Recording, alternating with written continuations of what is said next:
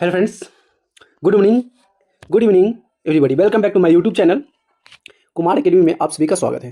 तो चलिए फ्रेंड्स, आज हम इस वीडियो में कराने वाले हैं क्लास 10th का हिंदी और ये वर्णिका का। इसके पहले वाले वीडियो में हम वर्णिका का हम सारांश कराए थे, ठीक है, जिसका चैप्टर था पहला नागरी लिपि, ठीक है।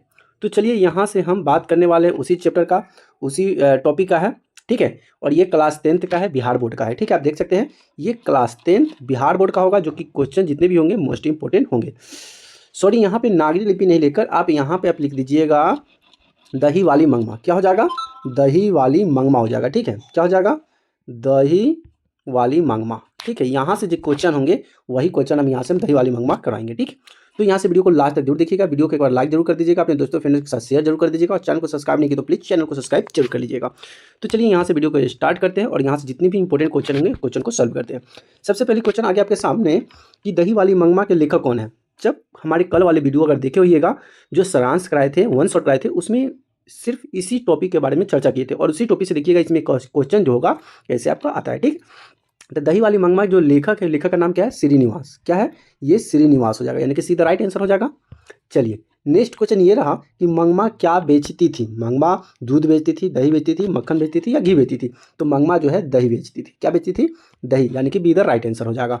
तो चलिए नेक्स्ट क्वेश्चन की तरफ चलते हैं। नेक्स्ट क्वेश्चन आपके सामने ये रहा। नेक्स्ट क्वेश्चन क्या कहता है कि दही वाली मंगमा कहानी का प्रमुख पात्रा कौन है। दही वाली जो मंगमा है, इसका मेन जो कहानी का पात्र है ये कौन है? कौन कहानी के सबसे ज़्यादा रचा गया है?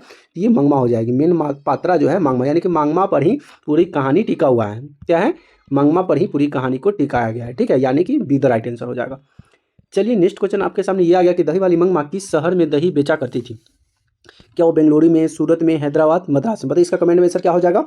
दही तो बेचती थी, लेकिन दही कहाँ बेचती थी? तो वो दही बेचती थी बेंगलुरु में। कहाँ पे दही बेचती थी? तो वो दही बेचती थी बेंगलुरु में, यानी कि इधर राइट आंसर हो जाएगा। चलिए नेक्स्ट क्वेश्चन की तरफ चलते हैं। नेक्स्ट क्वेश्चन आपके सामने ये रहा कि दही वाली मंगमा कहानी किसे संदेश देती है। दही वाली मंगमा जो है कहानी, ये संदेश देती है, लेकिन ये संदेश किसे देती है? बहुओं को देती है, क्योंकि बहू वहाँ पे रहती है, जिसको बहू से बहुत झगड़ा हो जाता है। माता तो थी नहीं, पुत्रिया तो थे नहीं, छात्रा तो था नहीं। तो दही वाला जो मंगमा है संदेश देती है अपनी बहू को, पुतों को, कि भाई साथ से मिलकर रहो, एक साथ रहो।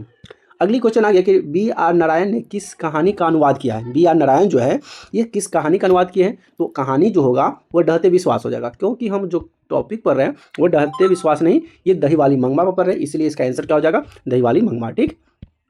नेक्स्ट क्वेश्चन आपके सामने आया कि लक्ष्मी के बड़े पुत्र का नाम क्या था। लक्ष्मी जो थी उसके पुत्र थे, तो उसके बड़े पुत्र का नाम क्या था? क्या था लक्ष्मी के बड़े पुत्र का नाम?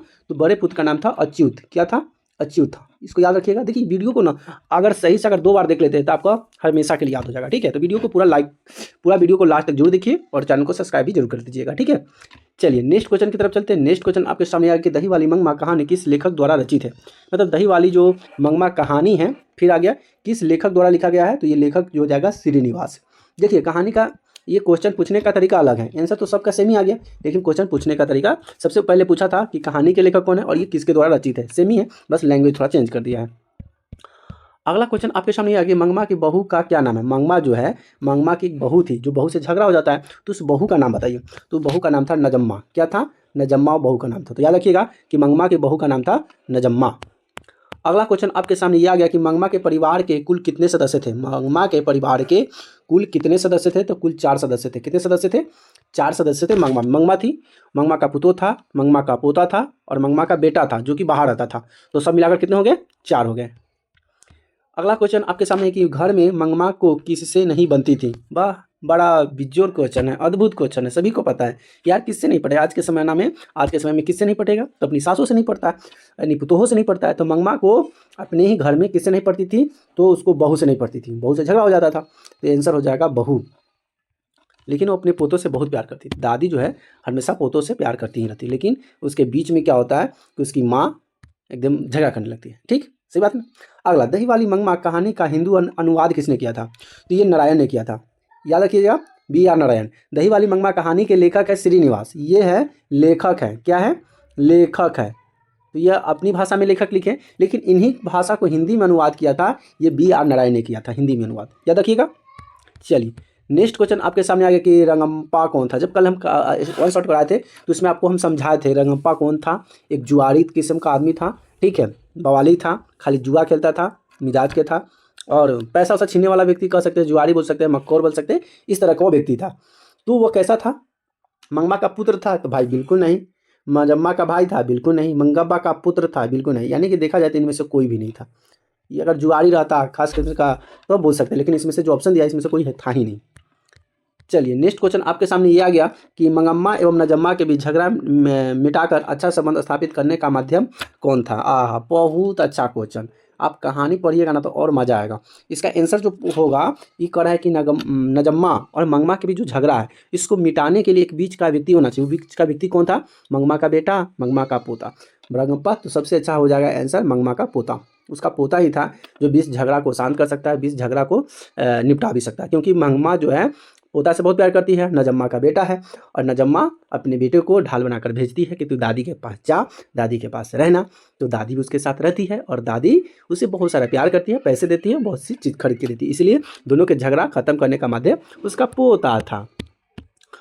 तो आप अपने भी दादा दादी का रिस्पेक्ट कीजिएगा, दादा दादी का इज्जत कीजिएगा, खूब प्यार मिलेगा। ठीक है, चलिए नेक्स्ट क्वेश्चन है कि कथावाचक को मंगमा क्या कहती थी? कथावाचक जो था उसको मंगमा कहती थी, लेकिन क्या कहती थी?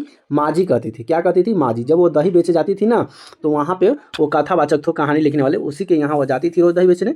तो उस जो लेखक था उसको माँ कहती थी। क्या कहती थी? माजी दही ले लो, माजी दही ले लो, खट्टी दही नहीं है मीठी दही है। चलिए, अधिक बुद्धिमान कौन थी? इसमें से जो है अधिक बुद्धिमान की बात करें तो अधिक बुद्धिमान कौन थी? क्या मंगमा थी, गांव की एक महिला थी, या नजम्मा थी, या इनमें से कोई नहीं? बताइए इसका आंसर क्या हो जाएगा? फिर बच्चों कमेंट दीजिए जल्दी से ना। तो अगर हम बात करेंगे, इसकी अगर हम बुद्धिमान की बात करेंगे तो इसकी पुतो जो है ना नजम्मा बुद्धिमान है। कैसे बुद्धिमान है? कि पोता मतलब सास से पटता भी नहीं है, सास से झगड़ा भी करती है, लेकिन उसको पता चला है कि हमारी सास जो है बहुत पैसा मतलब दही से पैसा कमा रही है, उसके पास पैसा है, लेकिन रगम्पा नाम का एक व्यक्ति जो है मेरी सास के पीछे पड़ा हुआ है पैसा लेने के लिए। तो हम बेटा को भेजेंगे और दादी के साथ जाएगी, दादी के साथ घुल मिल कर रहेगी और दादी से पैसा मांग कर लाएगी, हमें दे देगी, दादी के पास पैसा ही नहीं रहेगा। तो दिमाग लगाती है। तो दिमाग किस कौन थी? यानी कि नजम्मा बुद्धिमान थी, दिमाग लगाई। ठीक, अगला क्वेश्चन है कि मंगमा की बहू का क्या नाम था? इसके पहले भी क्वेश्चन पूछा है। तो मंगमा की बहू का नाम था नजम्मा। क्या था? Najamma. Be the right answer हो जाएगा। चलिए नेक्स्ट क्वेश्चन आपके सामने, मंगमा का उसकी बहू के साथ क्यों विवाद था? मतलब मंगमा और इसकी बहू में झगड़ा होता था, विवाद होता था, लेकिन क्यों होता था? पोते, नजम्मा, रंगपा, मंगमा, बताइए इसका आंसर क्या हो जाएगा? तो इसको हम बात करें तो उसकी बहू के साथ जो विवाद था ये पोते की वजह से था। अब पोते से भाई प्यार भी नहीं करे। अब भाई ऐसी कौन सी माँ है जो पोते से प्यार करेगा तो माँ उससे झगड़ा करेगी, लेकिन ऐसा करती थी तो वो पोता था। अगला क्वेश्चन आपके सामने ये आ गया, अगला क्वेश्चन कि मंगमा रंगप्पा से क्या चाहता था? मंगमा जो है रंगप्पा से क्या चाहता था? रंगप्पा क्या था? एक जुआरी किस्म का व्यक्ति था। और मंगमा से क्या था? मंगमा दही बेचने वाली थी। तो क्या मंगमा से दही चाहता था? जी बिल्कुल नहीं। धन, दूध, घी। तो दूध और घी तो होगा नहीं, बच गया दही और धन। तो हम बता दें कि दही तो चाहता ही नहीं था, वह धन चाहता था, क्योंकि जुआरी था, उसे पैसे की जरूरत था, इसलिए मंगमा से पुल्हाकर और उसे पैसा लेना चाहता था। अगला क्वेश्चन आपके सामने ये आ गया कि दही वाली मंगमा कहानी का प्रमुख पात्रा कौन है? इसके पहले भी क्वेश्चन आया, रिपीट होया कि दही वाली मंगमा जो है इसका मुख्य पात्रा अगर पूछे तो ये मंगमा है। कौन है? मंगमा है, यानी कि बी द राइट आंसर हो जाएगा। चलिए नेक्स्ट क्वेश्चन आपके सामने ये रहा। नेक्स्ट क्वेश्चन क्या कहता है कि दही वाली मंगमा कहानी का कथावाचक कहाँ से है? दही वाली मंगमा कहानी का कथावाचक जो है ये कथावाचक कहे हैं, लेकिन कहाँ से? या दिल्ली से, पटना से, कोलकाता से, या बेंगलुरु से? तो इसका आंसर क्या हो जाएगा? इसका आंसर हो जाएगा बेंगलुरु से कहानी को रचित है। ठीक है, यानी कि सीधा राइट आंसर हो जाएगा। चलिए नेक्स्ट क्वेश्चन आपके सामने ये आ गया कि दही वाली मंगमा कहानी किसे संदेश देती है? तो दही वाली जो मंगमा है कहानी इस संदेश देती है, अपनी बहुओं को संदेश देती है कि बहुओं को अपनी सास से मिलजुल कर रहना चाहिए, अपनी सासू माँ का इज्जत करना चाहिए और सासू माँ की सेवा भी करनी चाहिए। जब आप सासू माँ की सेवा कीजिएगा तो जब आप भी सास बनिएगा तो आपका भी सेवा होगा, लेकिन आप जब सासू माँ की सेवा करिएगा ही नहीं तो आपका भी तो आपकी सेवा नहीं करेगी। ठीक है, इसलिए ये दोनों के बीच का संदेश देती है बहुओं को कि बहुओं को मिलकर रहना चाहिए। अगला क्वेश्चन है कि श्रीनिवास का पूरा नाम क्या था? श्रीनिवास जो थे उनका पूरा नाम क्या था? तो श्रीनिवास का पूरा नाम था मस्ती वेंकटेश अयंकर। क्या था? मस्ती वेंकटेश अयंकर उनका पूरा नाम था। चलिए नेक्स्ट क्वेश्चन आपके सामने ये है कि दही वाली मंगमा कहानी का कहानीकारक कौन थे? तो ये थे श्रीनिवास थे। ठीक है, क्या थे? श्रीनिवास थे ना। नेक्स्ट और लास्ट और आखिरी क्वेश्चन आपके सामने ये आया कि दही वाली मंगमा के लेखक कौन है? तो दही वाली मंगमा के जो लेखक हैं वही हैं, कौन है? श्रीनिवास है। ठीक है, तो यहाँ से जितने भी क्वेश्चन थे इंपोर्टेंट सभी क्वेश्चन मैंने आपको करा दिया। अगर हमारी वीडियो अच्छी लगी हो तो वीडियो के एक बार अपने लाइक ज़रूर कर दीजिएगा और अपने दोस्तों फ्रेंडों के साथ भी शेयर जरूर कर दीजिएगा। अगर चैनल को सब्सक्राइब नहीं की तो प्लीज़ चैनल को सब्सक्राइब जरूर कर दीजिएगा। ठीक है, फिर मिलेंगे नए वीडियो में नए टॉपिक के साथ। तब तक के लिए जय हिंद, वंदे मातरम।